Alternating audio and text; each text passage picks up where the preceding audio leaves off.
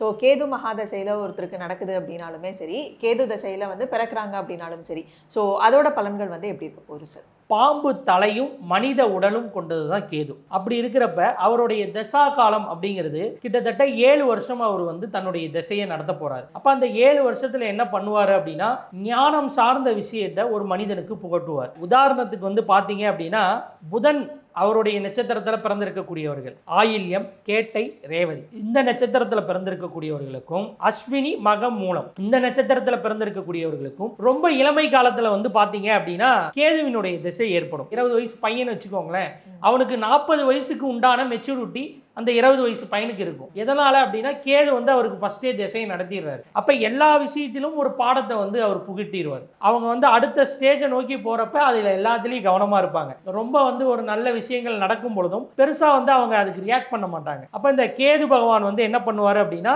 இப்போ ஒரு மனிதன் தவறு செய்யறான் அப்படின்னா மண்டையில கொட்டி அப்படி கிடையாது, இப்படிதான் செய்யணுங்கிறத சொல்லி தருவார். அப்ப ஆன்மீகம் சார்ந்த விஷயம் அதுக்கும் கேது ரொம்ப முக்கியத்துவம். இப்ப மிடில் ஸ்டேஜில் இருக்கவங்களுக்கு கேது நல்ல ஒரு சில விஷயங்கள், அவர்கள் தவறு செய்யும் பொழுது அதை திருத்தக்கூடியது, இந்த மாதிரியான விஷயத்தை செய்வார். அதே கொஞ்சம் வயதானவர்களுக்கு ஆன்மீகம் சார்ந்த விஷயங்கள்ல கோவில் திருப்பணி இந்த மாதிரி விஷயத்துக்கெல்லாம் கேது ரொம்ப உதவிகரமா இருப்பார்.